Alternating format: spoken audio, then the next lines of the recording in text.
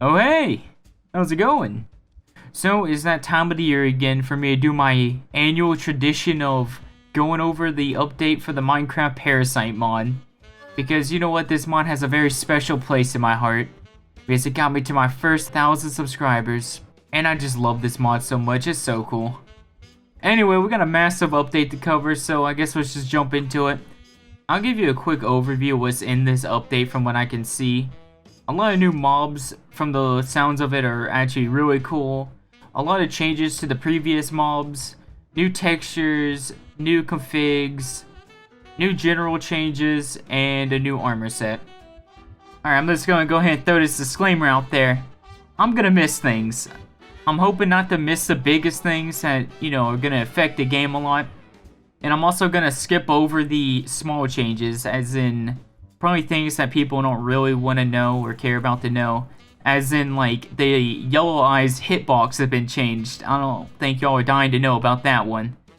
And with that being said, if I misrepresent something or don't explain something good enough, please go in the comments and correct me for other people to know. So there's been texture changes for the Grunt, the Vig, Marauder, Overseer, Warden, and Light Bomber. Also, here's the Light Bomber. He kept suffocating in my cage, so this is him. Just has some beige on him. The Marauder, Warden, and Reeker will now spawn flame particles prior to AoE/charge attacks. As you can see.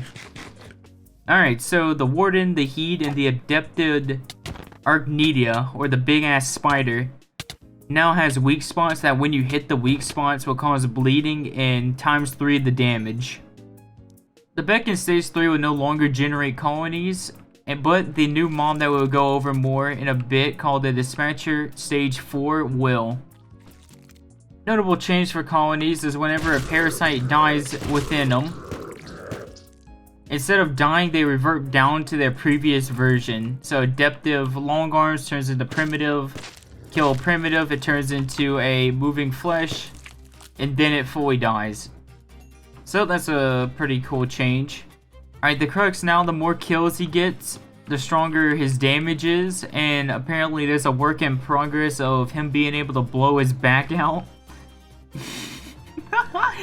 I personally have not got him to do it, so I'm not too sure when or how he would do it, but he can do it. When Roopters get 5 kills, they can start putting down Buglin Tunnels, which summons Buglins over time. Come on, buddy, you can do it. Please. Oh, there you go. Thing to know about this is they will stop doing it after the phase of the world is over 3. And after some time, a Buglin should spawn out of it. So, whew. I was about to have to start doing small talk. And you can just easily break it. The summoners gotta change. When you kill a parasite and they explode, they leave behind a block of their flesh, and given enough time around the summoner, can be resurrected. Go on. There you go. Oh, they're about to do it again! This guy's immortal. He died twice! I want to kill him again when he comes back. There's gonna be endless torment. Could I just keep him here for eternity? Oh, you know what I could do? We could put a block right... Oh, I got rid of it. So the host got some changes. You know the host comes out of the ground, gives you a nice little love slap. So the way to get him now is either a assimilated human or villager needs to get 5 skeleton kills, then it turns into the host. I will put out a disclaimer. Of the time of making this video, there is a bug with the host where they do not come out and aggro at you. So keep that in mind if you're playing this mod around this time. Another thing to talk about with the host is he can now teleport. The way for him to teleport is there has to be 3 blocks underneath him and where he wants to go to, but it's only with certain blocks with a certain hardness level. There's not really much of a way for me to show you him teleporting, but just take my word that he can teleport. So this update adds some variants to some of the parasites, which changes their looks and some of the functions they can actually do. So the first variants we're going to go over is the Flying and Heavy Carrier. They both have the exact same variants of what they do. So you can tell them apart because their textures are slightly different. So what the normal version does is when it explodes, it brings forth its offspring and status effects. So what the variants will do is they're quicker and will not produce any offspring, but still do the effect. And I'm pretty sure the effect should be stronger or last longer. Okay. Alright, so the normal one gives you viral 3 and it gives all the offspring. When we kill its variant, just gives the status effect and viral. Viral for 3 minutes. So that's the first variant. Okay. Next variant we're gonna go over is the Enderman. As you can see, they now can crawl. And man, is that not horrific. That is nightmare fuel to make a grown man piss himself. And I'm loving it. But pretty much does the same thing as the tall Enderman. Only difference is he can squeeze through smaller area blocks because he's crawling. I'm pretty sure he can squeeze through it 1 by 1. Buddy? Hey. Ah! Okay, just assume he can squeeze through smaller blocks. And I don't know where he went, and I'm not gonna go looking for him. I'm so sorry, handsome. Next variants we're gonna talk about are the Berserker and Virulent variants for the following mobs. The adapted and primitive versions of the Bolster, Summoner, Reeker, Long Arms, and Archedia. I don't know if I'm pronouncing it right, but I'm assuming it's a way to pronounce it. The Berserker variant will always inflict bleeding when attacking, and the Viral variant will always inflict viral when attacking or being touched. We can kind of demonstrate them already. There you go. Bleeding. Alright, next we got the Viral. Get near it, hit you, you get viral.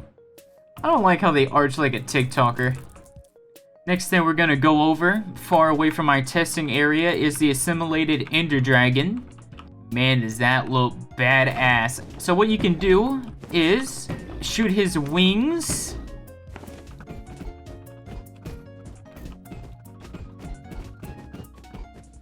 Okay, I'm getting a better bow. I'll be back. Where you go? Are you serious? Much better. So we can shoot his wing, and what should happen, there you go, his wings can fall off. Also, his head can come off. So we're gonna target its head. Yo, that's so cool! Look at that! Now you have to, hang on. Because now then you have to deal with both his head and his body coming at you. That is actually a really cool feature. That makes the boss just that much cooler. Alright, we're gonna need to get some better armor. Because I need to see that guy in action. We're gonna just go over here.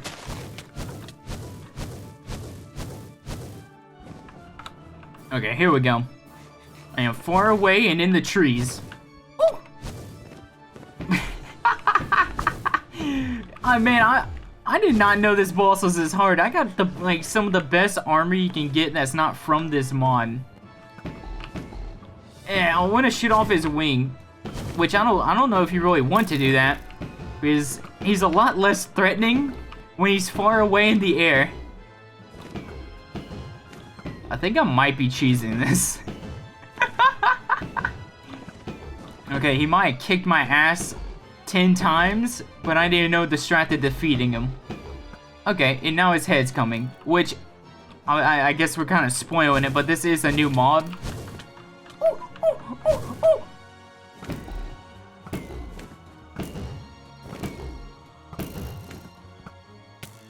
Ah!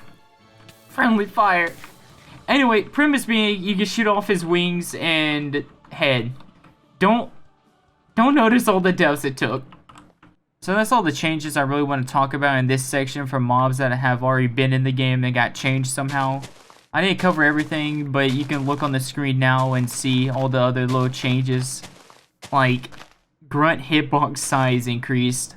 Main thing I guess we can point out is changes in base value of attributes for the Beacon, Overseer, etc. Primitive, Adaptive, and Pure versions now spawn entity orbs in combat. Kill count now affects Parasite regen.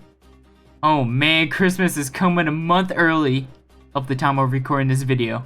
Because it's time to look at the new mobs, and there's a lot of them, and I can't wait. So the way I'm going to do it is I'm going to put the mob here and kind of give you a basic description of it, and then I'll cut to me trying to battle it with kind of protection 4 armor and some of the best gear you can get kind of in-game, so you have a good baseline of how tough it will actually be. So first mob we got the assimilated Ender Dragon head. The way this guy comes to be is when you're fighting the assimilated Ender Dragon, there's a chance that when you're attacking him that his head can fall off. He's like other heads but cannot leap, but he also has the added bonus of being able to shoot the projectiles that the assimilated Ender Dragon can shoot. Okay, I got a good feeling about this because all you need to do is get a bow and kill him at a distance before he aggroes on you. Okay, I think we need, I'm gonna go up near him because, okay, this time I'll let him get close. Oh. Never mind, I should have let him get close. But as you can see, he shoots the projectiles just like when he has a body. Oh, don't hit me, don't hit me, don't hit me, don't hit me. Get to the tree, get to the tree. Yes. Oh. Next mob we got is the assimilated adventurer head. He's just like all the other heads, not much else I can talk about.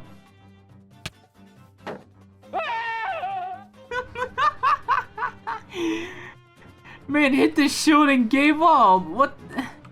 Dang, don't you run from me. No. You don't just get to hit me and walk away. Why is it so fast? Come here. Finally. Next mob we got is the assimilated Enderman head. What makes this guy unique is he pretty much has all the powers of when he's fully bodied. He's able to teleport around and he has that jitter like movement. Plus another thing he can do is teleport small parasites to you, like Ruptors and Buglins and etc. Wow, this thing is just adorable. Let me just, okay, there we go. Next mob we got is called the Caesar. What he can do is grab you and hold you in place until you kill it.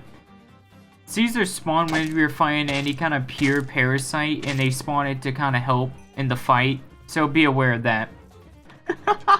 I did not mean to do this.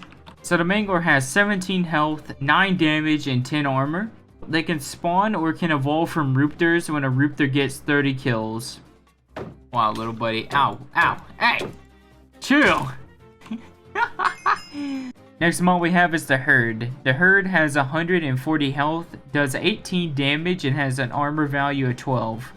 They shoot poisonous projectiles at you and pretty much does everything that a host does, as in summons mobs, but instead of summoning Ruptors, they summon the Mangler.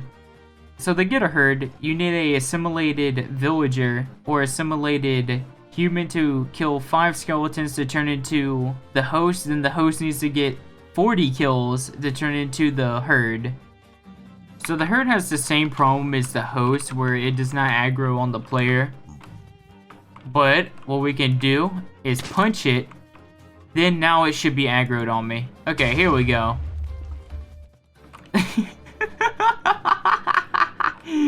Man, the pigman got in the crossfire. Okay, yeah, here we go. Now he's gonna start summoning his little guys. Ah! Why? Oh, he summoned the whole gang!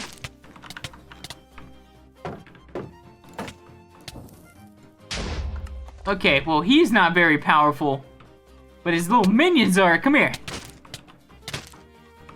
No, not you, Solus. Eat the apple, eat the apple, eat the apple, eat the apple. Hello? Alright, I guess I just can't eat the apple. What? I know you're here. Okay, I don't think he's aggroed on me anymore. Next mob we got is the Thrall with 40 health. It does 13 damage and has 5 armor. He can spawn from an assimilated adventurer. When he gets 15 kills, he turns into the Thrall. The Thrall is pretty much like the assimilated adventurer. He's just very fast and does damage. How much damage? Yeah. Yeah, he's just a little bit stronger version of the assimilated adventurer. Next mob we have is called the Monarch. With a base health of 75, does 25 damage and has armor value of 10. He's able to shoot webs and spawn buglins and does area damage and leaps. He's also considered a pure parasite. Okay, this guy kind of scares me. Oh yeah, he's scaring me. Decent health. What is that? Alright, well I don't know what that AoE was, but he ain't hit me with it. Alright, well there's his buglins. And now he dropped in a web. Alright, so yeah, his web slows you down. Easy to break though. Ow. Anyway, decently strong. Yeah. So they added a new group of parasites called the permanent parasites. So every parasite from here on is going to be that, and each one can summon something called a succor. And what the succor can do is a living bomb pretty much. It follows you and can explode when it gets close, doing damage and gives you effects. Also, all the permanent mobs, when I've been told, spawn in the parasite biome. Oh no. Oh no. Oh no. Oh no. Oh, this is... I did not mean to do this. So the Hunter has 150 health and 15.5 armor. The way this guy attacks is he shoots out these blue projectiles that chase you down and hurt you. He's able to destroy anything in his path, and he's able to teleport to the player or to whatever he's attacking. Okay, I'm pretty sure this is the start of me absolutely having no chance of killing the parasites. But you know what? Here we go. Oh. Alright, you see that right there? That...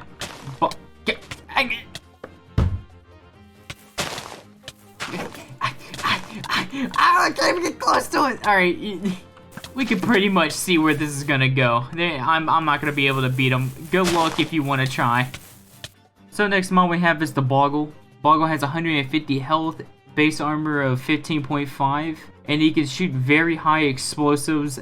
It's like a little nuke every time it goes off. I wonder how this is gonna go. Hey, you know what? This ain't going so bad. You just gotta dodge these things. I forgot to turn mob griefing on. Okay, now we're ready.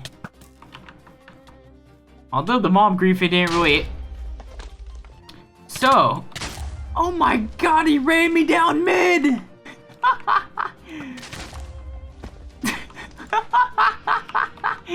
He does drop little nukes. I love him. He can destroy the world. And that's something I admire in somebody. Oh yeah, there's no way in hell I'm killing this guy. Next mob we got is called the Heavy Bomber, 150 health and has 15.5 armor.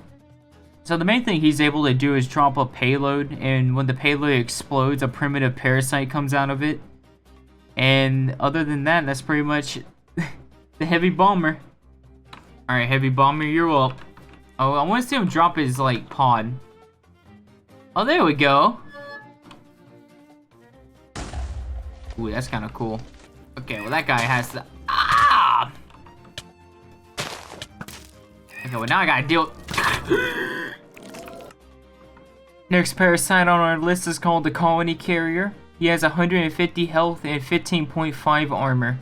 And I'm pretty sure, I don't have a confirmed source for this, but I was looking on the config file, and what I can get from it is he can give nearby parasites potion effects, and by default he gives regeneration. You know what, I got a good feeling about this one. Man, he's really coming in close, huh? Oh, he's coming close and personal. Hey man, I'm gonna need you to stay back a little bit. Hey, personal space, 6 feet. Hey, you know what? Maybe if I'm lucky, he would just dig himself into the ground. Imagine I look at him, he just has like 2 pieces of health gone. Hey man, hey man, hey man, hey man.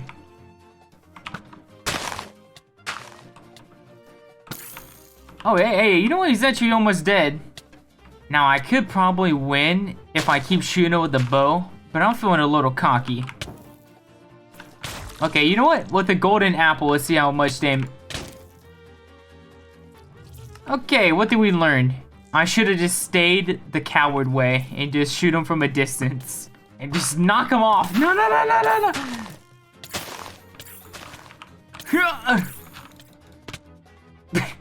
What?